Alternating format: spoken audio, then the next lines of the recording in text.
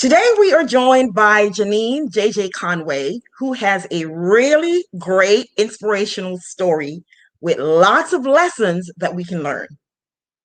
JJ returned from a 6-month military trip to discover her household, most of her stuff thrown out, divorce papers, and over $845,000 in divorce debt. I just cannot imagine. JJ will share her story as well as principles and strategies she used to dump the debt and build lasting wealth. She is a John Maxwell certified speaker and coach who now teaches others the same personal growth and financial management skills that allowed her to dump that debt and begin building wealth. Hello and welcome back to Seb Talks Money, where we talk all things money, tools, tips, and strategies that lead to financial freedom. And again, my special guest is JJ Conway, and I'm sure you're going to enjoy not only her story, but the lessons learned that you can implement in your life. JJ, welcome to Seb Talks Money, our Sunday afternoon, 4:30 p.m. Eastern Time live stream. Hi, thank you for having me on today. It's exciting to be here. Thank you so much for inviting me. You are very welcome. I'm looking forward to hearing your story and also the lessons learned that my audience can apply to their lives. And I have some people in the comments. I'm going to be acknowledging you guys in a little bit, but I want to get right into it so that those who are coming to the replay will get the meat of what we're sharing here, and then we can chit chat afterwards. So I hope those in the comments will just bear with us for a little bit. So JJ, I want to start there. You went away, you did a 6-month stint serving your country, and you came back to this catastrophic event. So take us from there and share how you managed from there to here. Wonderful, wonderful. Thank you so much. Before I get into what I did, I just want to let your audience know that what happened to me, maybe not on the scale of $800,000, but what happened to me has happened to many, many military members. And the reasons for this are many. They include some of our preparation that we do to go away from home for a few months, which is to sign powers of attorney, giving your spouse ability to do all kinds of things on your behalf. Sorry about that, y'all. That was my alarm not to forget about this thing. And I thought I dismissed it, but I must have snoozed it. Please forgive me. I'm so sorry. I'm trying to shut it off and it won't go. Oh, that's embarrassing. Oh my goodness. So anyway, what I was saying there we go. Well, as I was saying, a lot of military members have this happen to them. I guess I owe Sev some Cash App, because that's my rule. If your phone goes off during our classes, you got to Cash App me $10. So I guess I got to Cash App her $10 now. Well, that will go towards my pin mic that I'm looking at getting. Oh yeah. All right. We're gonna sew into your business today. I might even give you a little extra. All right, because I really appreciate what you're doing. I really do. Anybody that's trying to help people get out of debt for free, I mean not for free, anybody who's trying to help people get debt free, I really truly appreciate. So a lot of military people have this happen. They come home, their spouses bought cars, cleaned out the bank account, and then left them and gone on to find somebody else. And so I encourage anybody here to support military in your local community and help them out. And when I came home, I had this doozy, because some of that debt was associated with our properties. Back then, you could take up to 125% of the value of your house on equity loans. Mm-hmm. And so my ex took that money and he went and spent it traveling, living the big life, pretending he was a big shot. And then some of it was consumer debt. I think about $120,000 of that was credit cards. And y'all, I've taught living debt free and taught living a cash base value, zero value system, living on a cash basis. I've been teaching that for over 20 years, right? But I guess for me, I'd always had a card Hmm. just in case. And when I come home from this trip, he had that card. Somehow he had removed me as the primary. So I couldn't even close the Oh, account anymore. He had oh made my himself the word. primary. And I'm like, I had this card before I even knew you. I can So imagine. Oh yeah. my gosh. And so that was about $120,000. And then the rest of that debt was properties that had been, the equity had been stripped out. So now I was stuck with these properties, but I couldn't unload them because they were upside down. And then the market crashed. So like one that we paid 405,000 for was only worth 180. So it's not like I Oh, was going to be able to sell that, you know? yes. And so it was a tough time. It was a tough time. And then for me also being in the ministry, you know, the embarrassment of going to church as a divorced minister, it was a lot. And I thank the Lord now for special programs. Like I was able to go get some counseling at no cost. The military had just rolled out a new program. And for if you had a divorce or reintegration from deployment and it didn't even go against your military career, you could just meet in a coffee shop or meet off base. It was totally anonymous. And I took advantage of that. And I'm thankful for that because I couldn't go to the church. Yeah, I believe me, I understand. Okay, I am a divorced minister too, so I understand. And I was doing some research too on the military, because I'm thinking, okay, the military's got to have some protections, and I noticed that just recently they did some additional rules where a divorce, somebody they couldn't divorce you while you were gone. You had to have, like, I think it's 60 days of once you come back, there's like a 60-day period where you have a chance to answer, because typically if somebody divorces you or takes you to court, you have a certain time to answer. If you're serving your country, you can't answer to Right. any And if of you don't that. show up, then there's ramifications because you didn't Yeah, show up. yeah, So, you know, and in my case, and this is one of the first ramifications of that I use with my clients is he threatened me that if we had to go to court over custody of my son, that he would show how I was a bad mother, how I had been gone and I chose to be in the military and work these long hours instead of getting out and being a good mom and rearing my children like we originally planned on. And for me, I, in that emotional state, agreed to take all that debt. So I didn't have to have had all that debt. And now that I play it back, I'm pretty sure a judge would not have required me to take all that debt. But in that emotional state, I wasn't making a business decision. I was making an emotional decision. I wanted my son above everything in my life, and it was yeah, worth $845,000 to have my son with me. And I ended up yes. getting it's so sad. I ended up getting custody of him, and the lawyer's like, "Well, do you want weekends? Do you want half the time?" He's like, "Oh no, I've got stuff to do. She can take care of him." Oh, And I was like, "He didn't even want the boy." yeah, but But he used believe his me, leverage. He I used leverage. understand. I And so understand. that's one of the biggest things that when it comes to money, we have to think with a business mindset. And so for me, I had that devastation.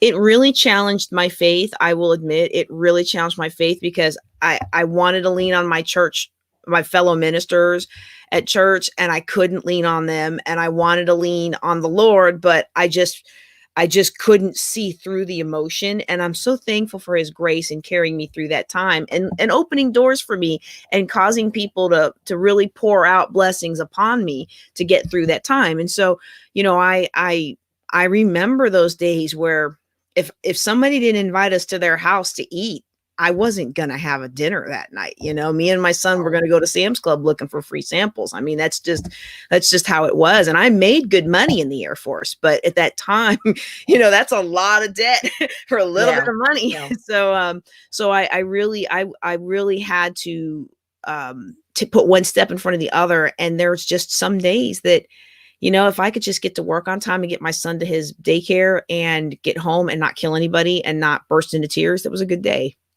yeah, yeah. I could, boy, I'm telling you, when I read your story, and I started just picturing myself in your footsteps, I just could not, I could not imagine, I couldn't fathom going through that.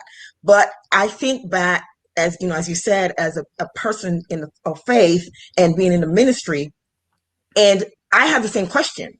Why? But now I'm realizing that I needed to go through that so I could minister to other women. Mhm. And on, none of our experiences, none of what we go through is in vain.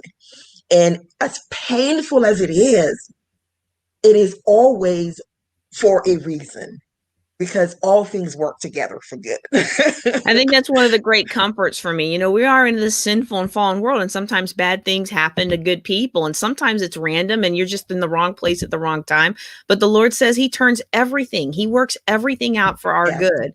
And do I wish I could get the good without having gone through that? Sure, but I'm so thankful now. In fact, I'm going to tell your audience how I got out of that debt here in a second, but I do want to just tell a little funny story that helped me appreciate everything that happened. Is I've moved to a new base. I'm in the choir of a new church, and we're having choir rehearsal. And a lady leans over to me and she starts asking me about is my husband in the military? No, I'm the one that's active duty, and I'm actually divorced.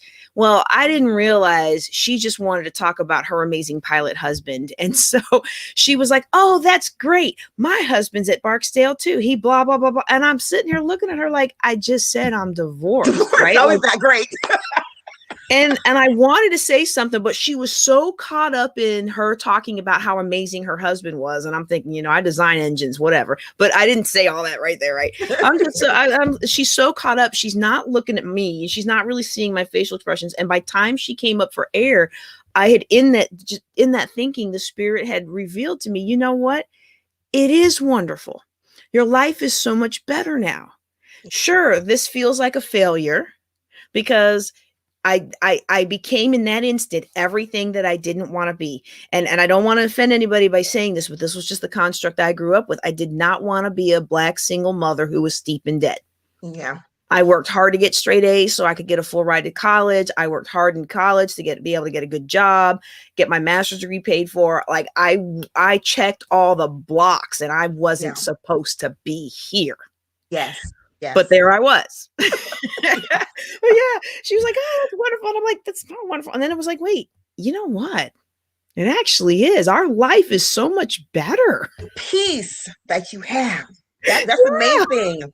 That's the main thing, the peace. And for those of you in the comments, I have a lot of folks in the comments. Let me just quickly acknowledge. I usually do this at the end, but I have a lot more than normal. So I'm going to quickly acknowledge everyone. Beverly Harper, my faithful supporter, thank you for being here. Jackie Donaldson, my cousin, thank you for showing up. Asian American Legal Focus, another great supporter. I'm going to be on her channel next week. If you want to follow her, she does legal things in a fun and entertaining way. Sid Miami, my brother, is here. Big Hugh Art, thank you for showing up from one of my Facebook groups. Nardia Aldridge, Dr. Aldridge, thank you so much for showing up and supporting us. Judy said you look like 30. You look like you're 30.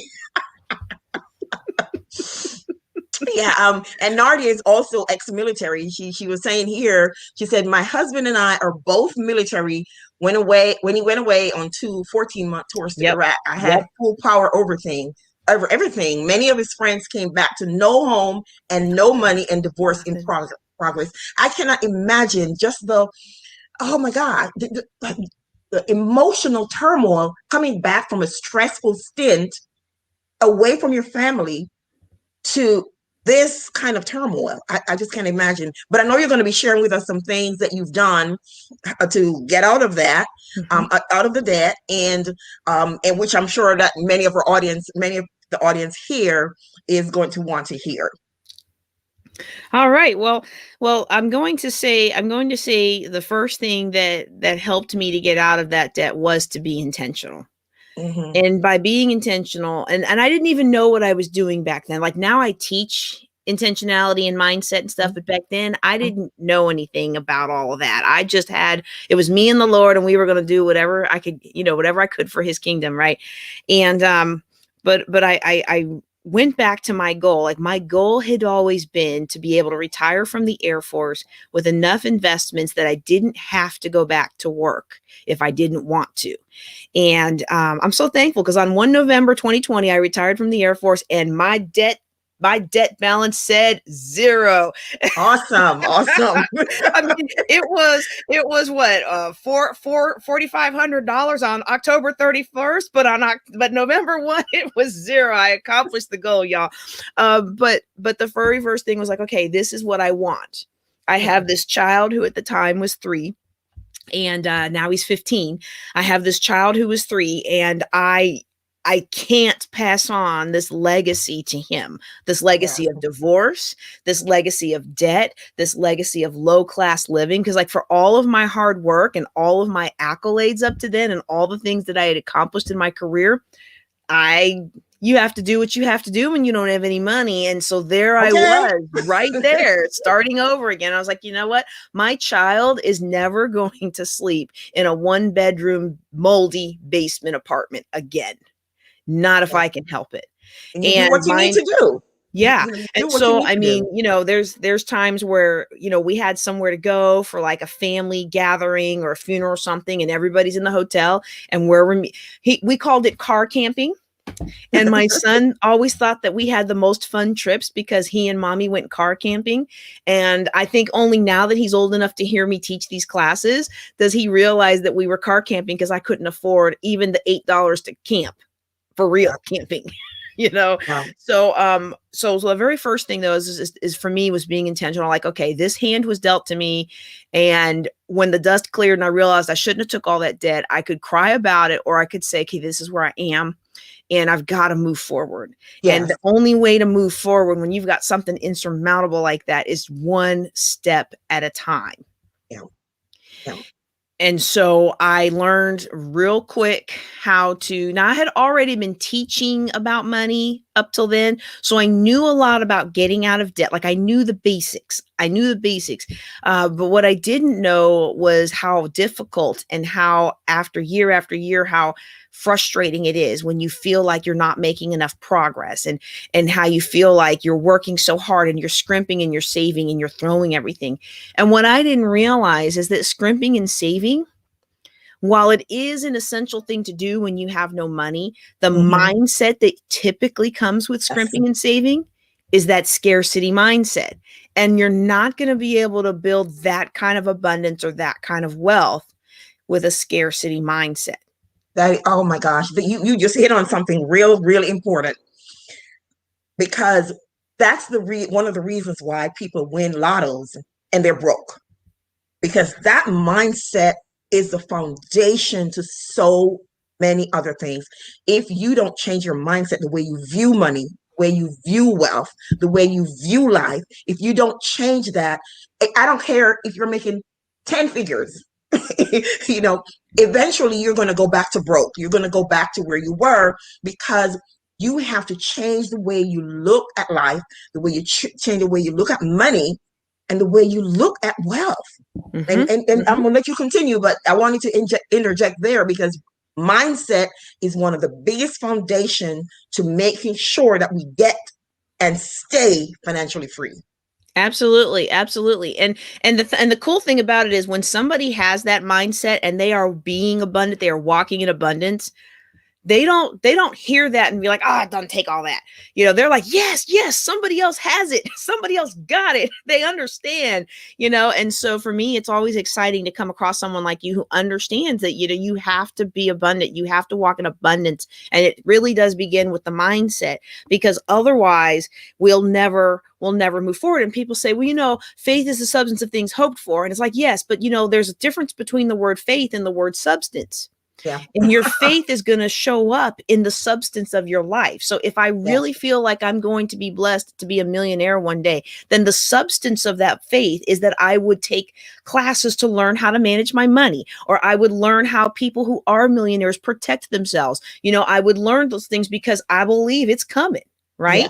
Yes. Faith is the substance of things hoped for. Your faith motivates you to put into life action, things that you need in order to get and receive what it is you're believing for. And so that's a key thing. If someone had dropped $1 million in my lap back then, I would have paid off the debt, because I already knew that you need to be out of debt. Like I already knew that. I already taught that. But my mindset wouldn't have changed. Yes. And That, it oh my wouldn't gosh, have been another key very point. long Yeah. before I'd have been right back with some other man crying his big old crocodile tears about he can't. Now this is what happened in college, y'all, and I'm gonna tell you this story because you're gonna laugh at it, but some of you been there.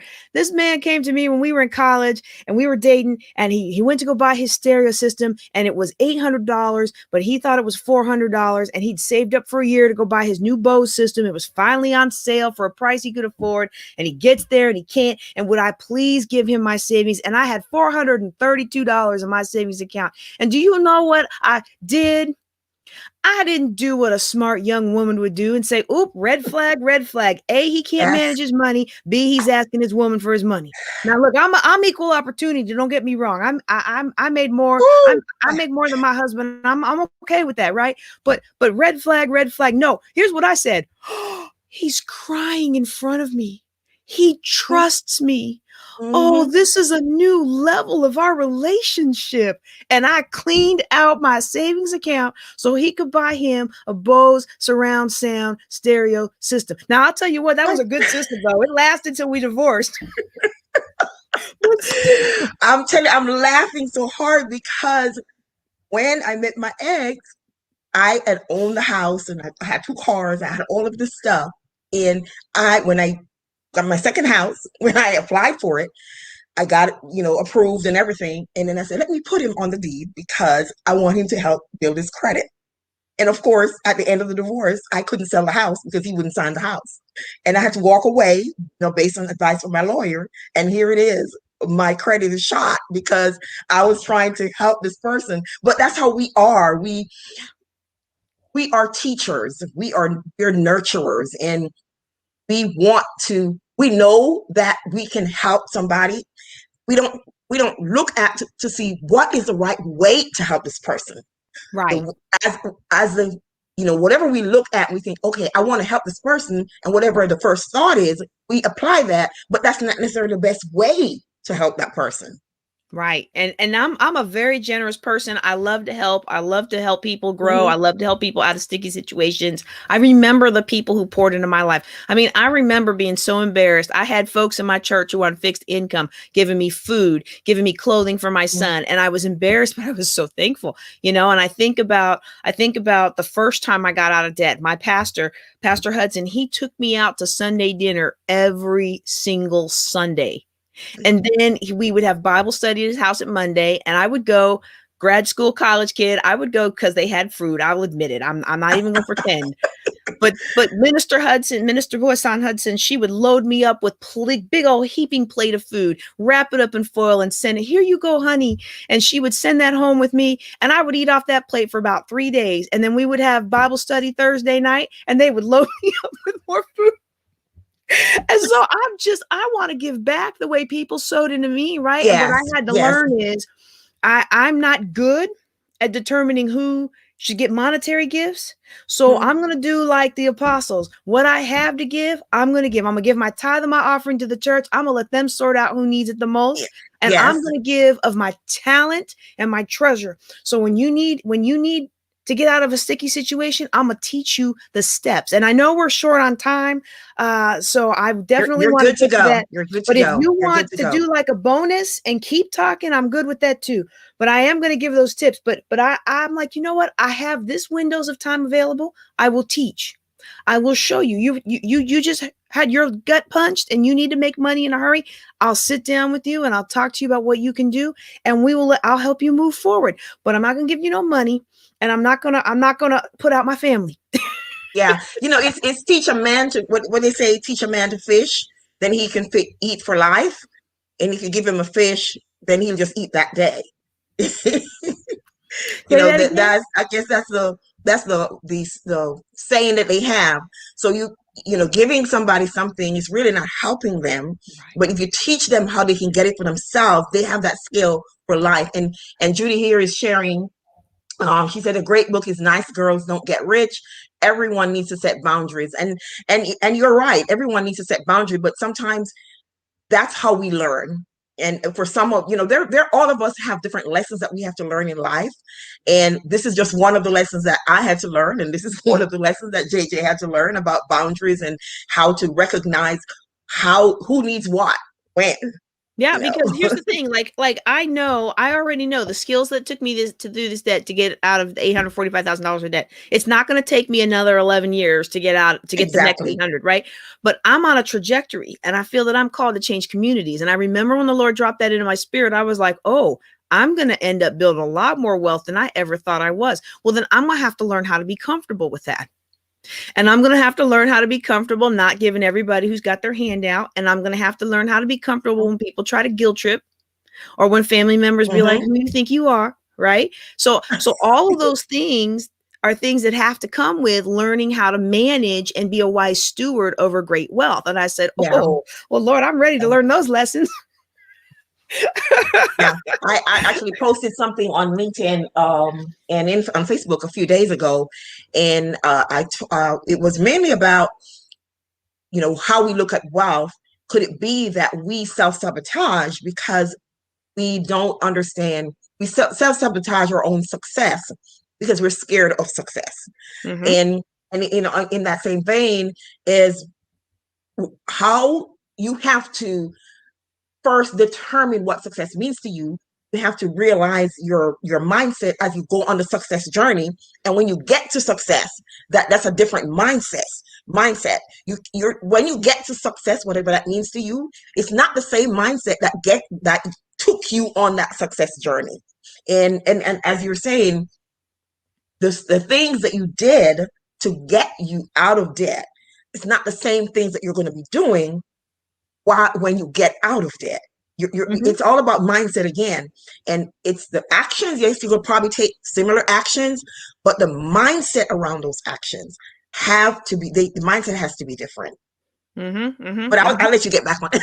Yeah, well, and This is good it's the stuff. This same, is it's really like, good okay, stuff. how do you get out of all, how do you eat an elephant one bite at a time? And so Mm-hmm. while I no longer do some of the things I did to get out of that debt, what I do now are the best bits of those things, only I Mm-hmm. do them on a global scale now, and I Yeah. make more money now, right? And so, like, for example, real estate. Which side is it? Real estate. I've got my real estate course back here. I teach people how to get out of debt without going into more debt by real estate investing without debt. And so a lot of real estate investment companies out there, gurus, teachers, they'll teach you how to get out of debt with real estate. They'll teach you how to take on more debt, which is what got us in trouble in the first place. Mm-hmm. And so for me, I teach wholesaling and bird dogging and some of these earlier methods of real estate investing. Well, I don't have to do those things anymore because I've taught so many people how to do it. They're getting out of debt. They find juicy properties. They bring them to me. I buy them, and it's a win-win-win all around, right? So I profit, they profit, everybody profits. And so I may not do the exact same thing anymore. I'm doing real estate investing on a more elevated scale now, but it's still the whole concept of I have a place I want to go, and I'm going to find the best way to get there that is not going to bring curse upon my family. Yeah. The No, is blessing that makes on your rich and website? adds Which no one of your? sorrow. I'm going to be sharing your website towards the end. But is that on your website where people can, if they want to learn about some of the real estate investment strategies that you're using on your classes? Is Yes. that going to be on your website? Okay, because Yes. And we do have a folks, free I'm going to group. be sharing our website later with a slide that you can come back and look at all of our contact information. Mm-hmm. Yep. And then and we do have a free Facebook group if you just want to watch them live, and then I take them down and put them in the paid group. So, like, that's one of those things, like, I'm not going to give you money, and I'm not going to give all my time because I've learned the proper boundaries. Well, I'm getting there, right? But I made an avenue. If somebody was like I was back when Pastor Hudson was providing my food, him and his wife, I made an avenue where somebody can go for free, and you can get the education, and you can do something with it and make some money, and then buy into the advanced course with more details. So, but the things that I did, let me just tell you real quick, and it's so simple. People just don't believe it. I had my day job. For a little while, I did some network marketing things like Mary Kay Avon and Discovery Toys. Those were the ones I did. I found that I could make money with them. So for about an hour's worth of work, I would make about $100 profit. But then once I had a little bit of some of that debt paid down, I realized I actually made more money with the real estate strategies that I mentioned here, wholesaling, and bird dogging, which is where you find a property for another investor to invest in. And then, believe it or not, I paid off most of the consumer part of that debt with picking, which is where you go to consignment stores, thrift stores, yard sales, things like that. You find stuff that is undervalued. You get it at a cheap price. You turn it around and sell it. And I would go to the thrift store every Friday. They had a $2 bag. I would load that bag full of stuff other people tried to consign, but they priced it too high. I would come in and price it. If they priced it at $20, I would come in at 15. If they priced it at 10, I'd come in at 7. And I would turn it around and take it to the different consignment stores. And that is actually how that 120,000 of consumer debt, that's how I paid that off. Wow. Primarily. Wow. Mary Kay was great and I love the products. Avon was great and I love the products. Discovery Toy was great and I love the products, but it was so much hard work for my personality. Mm-hmm. But picking was something I love to do anyway, because I can go to a flea market now. And so, I mean, everybody's got a way and a path. And I hope that I've inspired your listeners today to find something that works for them. Yeah, I think that's an awesome. I've been actually trying to get my daughter to do something like that, to buy things and resell, because I want her to develop that entrepreneurship mindset. Because I don't see her as a 9 to 5. My child is too. It's a different story. She's not going to do well at 9 to 5 because she doesn't like to get up in the mornings. But but that's a really great tip, and it's not going to require a lot of your energy, and to go shop, because a lot of people who are going to be listening here, and some of you guys that are listening right now, you love to shop. So why not make money off of that? Go to the thrift store, get a few bargains, and set up something to sell and make some money to pay down your debt, or to invest in your future, or set yourself up for a good retirement. Whatever works for you. And then I'm going to share JJ's contact information here. And she is JJ Knows the Way on Instagram, on YouTube, on Facebook, on LinkedIn. You can find her by searching JJ. That's the letters JJ Knows the Way, and the thumbnail is right here. And then her websites are buildingwealthtogether.com, and then also jjconway.org. Now, buildingwealthtogether.com is where you'll find her for-profit products, and then jjconway.org is her nonprofit site. So just imagine that she was able to pay off over $845,000 in debt based on the strategies she used. So if you go to her website, follow her on all of her social media, I am sure that you'll be able to pick up some pointers that even if you don't have debt, that you're still able to create some kind of long-lasting financial portfolio just from picking up these tips. And please share this broadcast with somebody else who it can benefit. We want YouTube to know that we're here and that we're sharing content every Sunday afternoon at 4:30 p.m. Eastern Time that benefits and that leads to financial freedom. Whatever, somebody. We all know somebody who can use this information. So please share out this content. And the last thing I want to share is another young lady is putting on a play. It's called 37. And her name is Leslie Scott Jones. She's written this play, and it's about her experiences as African Americans and the things that we've gone through. She lives in North Carolina, where that really crazy thing took place a few years ago. And so this play will pull every emotion out of you. It is March 25th through March 28th, 7:30 p.m. Eastern Time.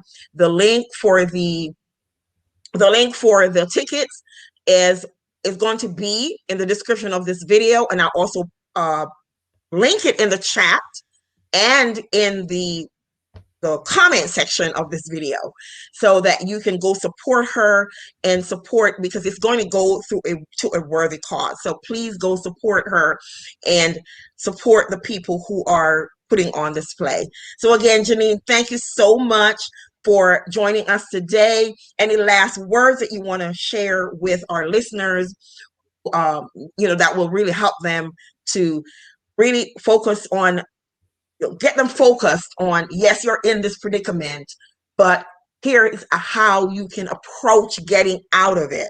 And Absolutely. and any other tip that you can share with things that they can do, not only with mindset, but practical things, just a wrap up of any of that. Absolutely, absolutely. In fact, I was looking around for my sticky note. One of the number one things I'm going to recommend, and I'm going to qualify it by saying, no matter what situation you're in, do not give up. I had people laughing at me 8 years ago because I was scrimping, and they were like, "Well, you can't build wealth by saving, not buying your Starbucks." And I'm gonna tell you, they're still broke. Okay, Yeah. but the big thing that I want to encourage you to do to help stay focused is to really get intentional about what you want and write it down and put it somewhere where you're going to see it several times a day. Okay. And so I write down every year, I write down my goals, and I know people do vision boards and they do all these grandiose things. And I'm like, I'm not that creative. And I could be, but I'm not that creative. I don't have the time and I don't have the energy. And this works for me. You find something that works for you. Some people are more visual and they want to see the pictures, but whatever it is, write down what you want. Write down the goals. If the goal is to get out of all this debt by a certain date, if the goal is to build a certain amount of wealth by a certain date, write it down, see it several times a day, really believe it and see it, and it'll come to pass. Yes. Yes. I certainly believe that. I'm a witness. So let me check the comments one more time. Anybody has any questions? And Judy here from Asian American Legal Focus is saying, thank you, congratulations on your financial success. Let me see if there are any questions in the chat. And I don't see any. Pretty much everyone is just greeting and saying great ideas, shift in mindset, that sort of thing. And congratulations. So thank you so much for joining us today. I'm going to be linking another video at the end of this video for you guys to continue the discussion on getting out of debt. Another young lady that shared with us on getting out of debt. I'm going to be linking it so that we can continue this discussion again around getting out of debt. And JJ, thank you so much for joining us this afternoon. Everyone have a great rest of the afternoon, and I will see you here at 4:30 p.m. Eastern Time next Sunday.